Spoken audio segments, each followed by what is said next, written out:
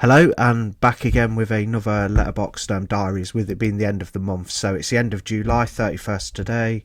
Let's have a look what I've been watching. So recently I upgraded my Letterboxd account to Patreon, and to be fair, I only did it so I could have the alternative movie posters, because when you're on Pro or the free tier, you have to you're stuck with like the poster that's given, the original poster. So I upgraded and I've got all these lovely like posters now, and they look great. You can like switch the posters up. You get to choose between like, I don't know, like 8 or something. Depends on the film. Some films don't have so many alternative posters, but yeah, I upgraded my account, which is a lot of fun, and you get some other features as well. So that's cool. So what we're looking at, July.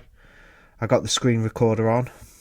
Watched a movie yesterday. I haven't got around to watching anything today.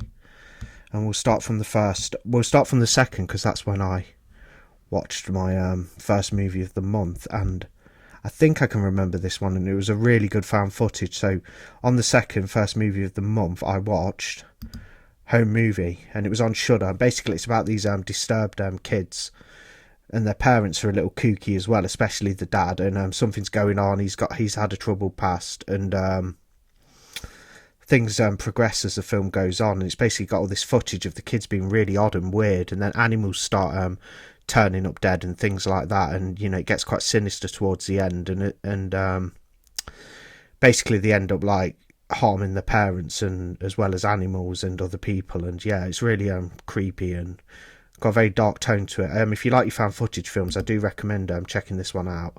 Home Movie. I did give it a good rating. I gave it a 4 out of 5. On the screen you can see the synopsis there. I won't read it out. It's from 2008, currently available on Shudder. Yeah, really good. I did write a little mini review on my thoughts. I just put dark and twisted, a well-crafted found footage film that actually got under my skin slightly, because you guessed it, it got under my skin. Also on the second, I watched A Blade in the Dark for the first time. Lamberto Bava directed film. Watched the 4K from Vinegar Syndrome. That's pretty cool. Yeah, I enjoyed it. Good like giallo slasher film. Got a twist in it like they all have. Did see it coming, quite predictable, but it's got some good kills in there, and the acting was above subpar as well. I did enjoy A Blade in the Dark.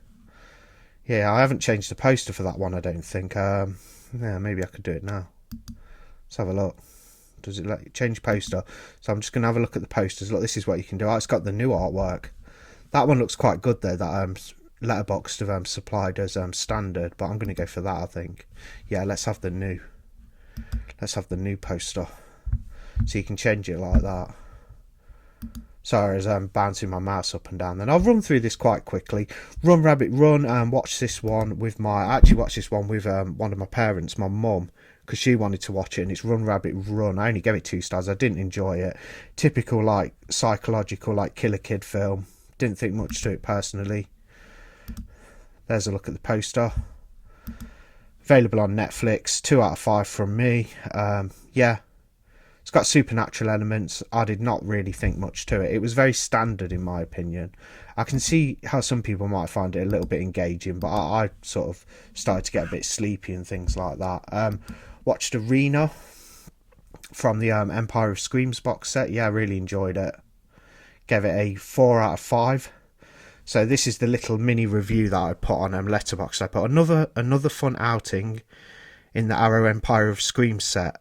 An alien fight club with loose shades of Rocky. Randomly, some stuff in this movie reminded me of Star Wars: A New Hope.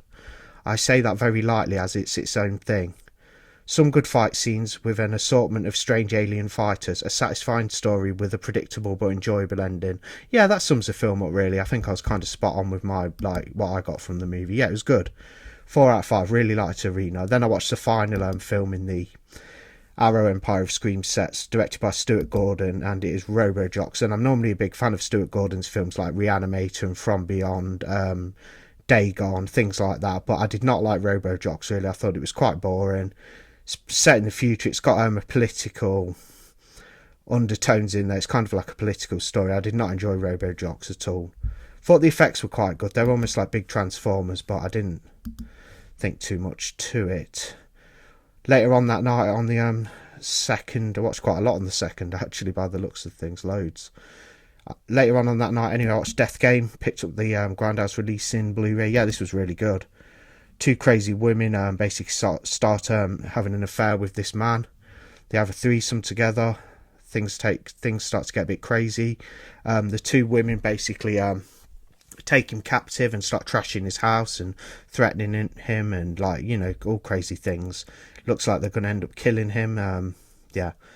It's got this score that kicks in all the time as well. It was quite fun at first, but then it gets a little bit annoying and jarring. But the film was great. I really enjoyed Death Game from 1977. Gave it a 3.5 out of 4. The females did a really good job with their acting. You can tell that the film, if you ever watched the Eli Roth film from last decade, like 2015 maybe, Eli Roth's Knock Knock with Keanu Reeves in it, it's like that basically, but older. So I take it that when Eli Roth watched this Death Game film once and took inspiration for his film Knock Knock, because it's very similar, but I prefer Death Game personally. Okay, let's have a look what else I watched. Demonoid on the 3rd, Messenger of Death. Yeah, I thought it was okay. I gave it a 2 out of 5. I did not really like it that much. On the 4th, I watched Night of the Living Dead, absolute classic. As you can see, I've got a cool poster there for it. Yeah, it's one of the best zombie films out there. Set the tone for what zombies would become like in modern popular culture. Great film. Really enjoyed watching that. Again, 5 out of 5, of course. I'm not even going to talk about that one too much because we've all... on the 4th, I watched Eye of the Cat. That was interesting, 1969. And I put cute cats because the cats were actually quite cute. They were a bit scary as well, but it's basically about this woman who starts seeing this guy. This guy's auntie's very wealthy, and they both decide to they're trying to rip her off, basically, and kill her off for her money. But there's a few little obstacles in their way. On the 5th, I watched Repulsion, directed by Roman Polanski, 1965. Part of the unofficial apartment trilogy with Rosemary's Baby and The Tenant. Loved it. Yeah, it was really good. First time watch for me. I gave it 4.5 out of 5. It's about the female psyche and vulnerability, you know, when people feel vulnerable, especially women. And yeah, she basically goes on a big head trip and a psychological breakdown in the apartment on her own. This woman, when her sister goes on holiday. Yeah, Repulsion's great. Loved it. Definitely one I want to visit again soon. Got the Creepshow 4K from Scream Factory. That was a really good pickup. So I watched it again. 4.5 out of 5 from me. 1982 movie written by Stephen King, directed by George A. Romero. Various segments. It's anthology. Yeah, one of the best anthologies out there. And the new 4K looks amazing. I'm doing the Creepshow 4K in a giveaway as well at the end of August with Burial Ground 4K. So do get yourself into that little contest. No entry requirement. All you need to do is basically just say, yeah, I'm in, I want to be in the draw, and I'll put you in there. But yeah, Creepshow on the 5th. Also on the 5th, I watched a really low budget horror called Scalps from 1983. So I have written a review here, so I'm just going to read from my review. There's a look at the poster. I'll give you a little bit of a hint. The poster's better than the film, as it happens. So do bear that in mind. But there were some cool bits. I mean, the killer's really good, and the score was pretty nice and things. But it's very low budget. I mean, I've not got a problem with low budget films when they're done well, but this was a little bit boring. It took a while to kick in. When it did kick in, it was very messy and gory. But yeah, here's what I wrote anyway. Some slasher trash fun, nothing more, nothing less. The final 10 minutes are violent and action-packed. The problem with Scalps is 80% of the movie is tedious and a slog to get through. When the action kicks in, things go from 0 to 100 in seconds. Too much build before the slashing starts. The Cherokee Killer is menacing and looks the part when he's on screen. However, he doesn't get much screen time. No, he didn't. He was basically took over other people's bodies, kind of possessed them, if you will, and used them as a vessel to kill others. I'd revisit in the future. Overall, it is a very bad film, but does have enough fun violence to warrant some praise. Yeah, that sums it up. I still feel the same about Scalps. Watched Disney's Pinocchio from last year, 2022, Pinocchio the live action one. It was okay. I gave it a 2.5. I didn't really... It's nothing... Not a patch on the original animation, but it was okay. Watched The Effects of Lying on the 6th. That was a drama. I gave that 3 stars. That was quite interesting. Another rewatch, 1976 film directed by John Carpenter, Assault on Precinct 13. Watched that on the 6th. Yeah, great film, fantastic. Nearly a 5-star movie for me. I always enjoy it. I think I've watched it like 3 or 4 times now, and yeah, I've always thought it was really good. The Bloody Judge on the 7th, starring Christopher Lee, Jess Franco directed, 1970. Kind of enjoyed it. I was a bit tired that night, so I probably didn't give the film the attention it deserves. I gave it a 3.5 out of 5. It was a good Christopher Lee movie though. I rewatched The Brood on the 8th, David Cronenberg's The Brood. Yeah, watching this for the second time, even better than the first time. It has my prior review here actually. So when I first watched it years ago, I put, interesting film, the ending is the best part. Some good body horror in this one. I did find it a little slow overall though. Yeah, still feel kind of the same. It's good. It's got some good acting in there. It's got Oliver Reed in the film. Yeah, pretty good one.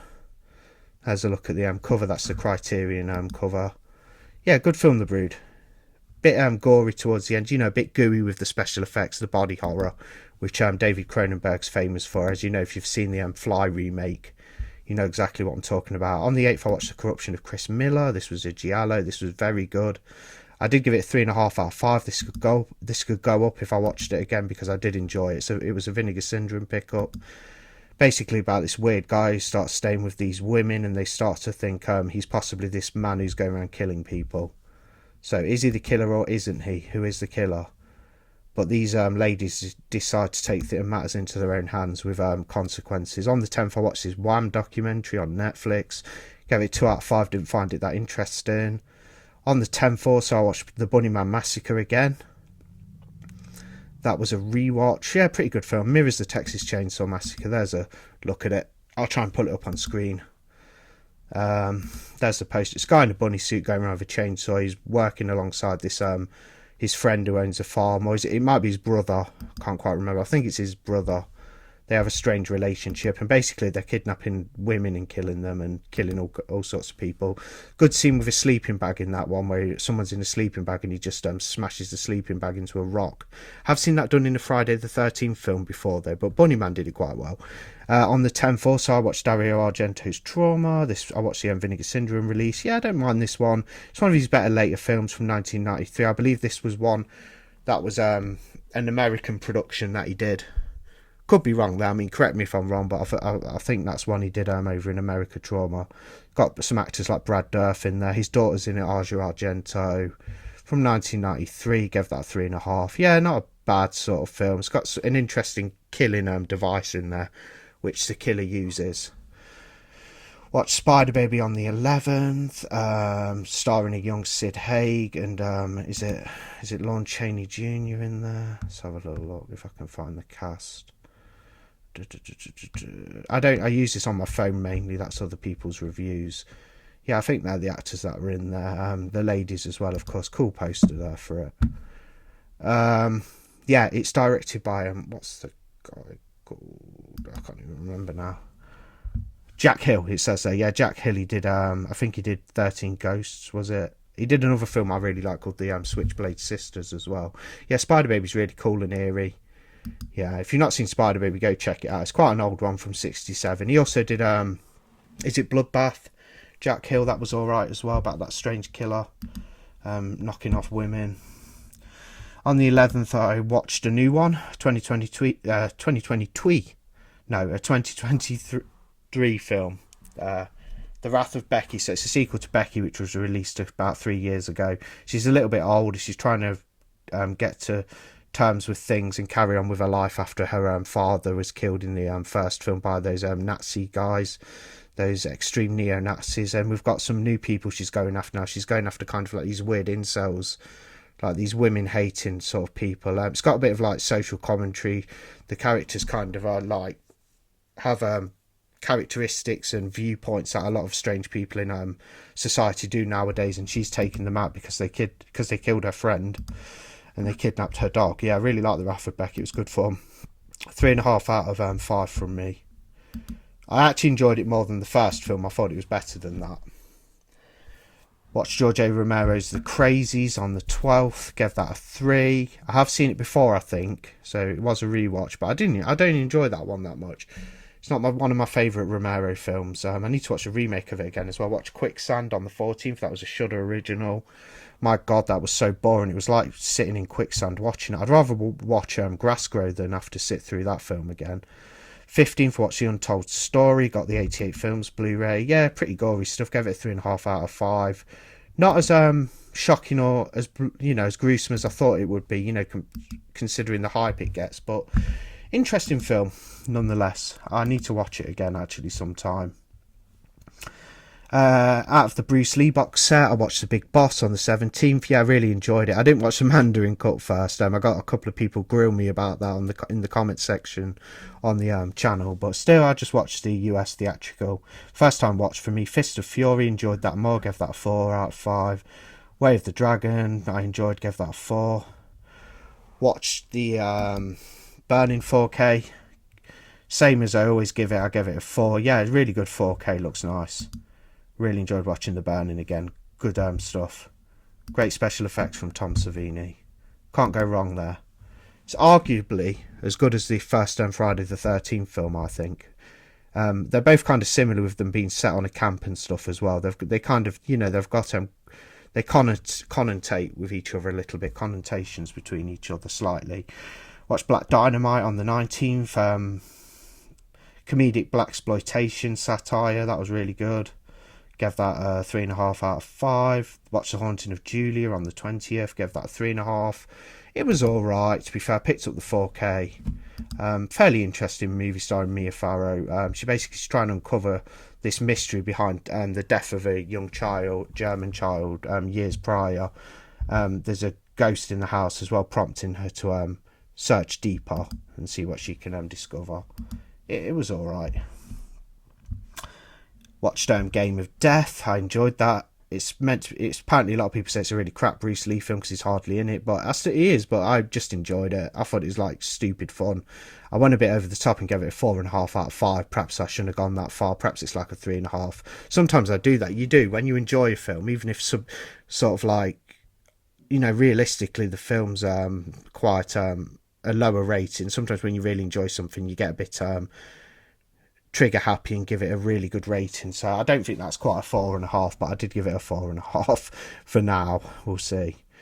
21st, I watched Leatherface, the Texas Chainsaw Massacre 3. I have seen this one before once. It's one of my least favourite entries into the series. It's not as bad as The Next Generation. It's got Ken Foray in there from as one of the protagonists from Dawn of the Dead. He's great. He's the best part about the film, actually. Gave it a little review as well. Where's that? So in my review I put, whilst not being the Next Generation levels of bad, TCM3 still ranks in the lower area of TCM sequels. Leatherface is quite menacing during some chase scenes in the eerie dark woods. Ken Foray is the MVP of the movie, stealing the show every time he's on screen. A fairly watchable sequel. Still, there's a reason it has took me this long to invest in a Blu-ray copy. This was my second time viewing. I can safely say and surely say I won't be viewing TTM3 for another 5 years, maybe longer, and I'll stick to that because I prefer the 2003 remake, the sequel to that at the beginning. I prefer TCM2, which is also directed by Toby Hooper from the first film, but it's more of a comedic tone. Obviously the original is a classic, so there's many TCM films I prefer over this. It's on the same sort of, it's near enough levels near Next Generation, which is awful. Honeydew I watched on the 22nd from 2020. That was bizarre and really fucking weird. Yeah, I don't know what to say about it. Just go watch it if you feel compelled to. I didn't think it was very good overall though. It's quite boring in places. 2 out of 5. It's got a really strange ending though, really odd. Curse to the Bite, I watched that a couple of nights ago. Whilst I love it's an adaptation of H.P. Lovecraft's Colour Out of Space, I thought the Curse from 1987, I think the Curse is from, was a special effects filled joy when I watched it. Curse 2, however, good special effects by Screaming Mad George. I think he worked on some of the Reanimator films, if not all of them. Good effects from him, but the film was quite boring compared to the first one. It was kind of like a road movie as well. It was all over the place. I didn't think, just been released by 88 Films, and I didn't think too much to the Curse to the Bite. I was really looking forward to that as well. And finally, for this month, I watched on the 30th, which was yesterday, on a Sunday, I watched Vincent Price, who's one of my favourite older actors from the old times. I watched The Last Man on Earth from 1964, which I believe is an adaptation of the I Am Legend tale. Not keen on the Will Smith film though myself. I have watched it years ago. I need to rewatch it sometime. But this was fantastic. Really got into this. Yeah, I thought it was great. Cool poster there as well. It's got kind of a downbeat ending because, well, I don't want to give any spoilers away, but basically he's trying to take out these sort of zombie people, and they rally around and decide to get rid of him instead. And yeah, quite sad at the end, really, for Vincent Price's character. But great film, The Last Man on Earth. Yeah, I have to say I really enjoyed that. I gave it 4 stars out of 5. Definitely keeping that in my collection. Just picked up the Blu-ray. Brilliant. Okay, well, that's the end of the Letterboxd Diaries for this month. I've breezed through it pretty quickly. I'm going to stop things now anyway. Yeah, thanks for listening if you have. I'll try and go a bit longer next time. I don't know what I'm watching tonight, not too sure, but that's the end of the little Letterboxd Diaries sort of podcast thing anyway. I'm sorry if I didn't go into too much detail. Got a little bit of a busy schedule today, but next time I'll try and go a bit longer for like double the time. But there we go. Anyway, I breezed through the movies. My favourite from this month I've watched was probably watching... Oh no, this one was good, The Last Man on Earth, and then watching The Burning again was great too. Some of the Bruce Lee... It was great watching some of the Bruce Lee films I'd never seen as well out of the Golden Harvest set. Okay, thanks for listening. Bye.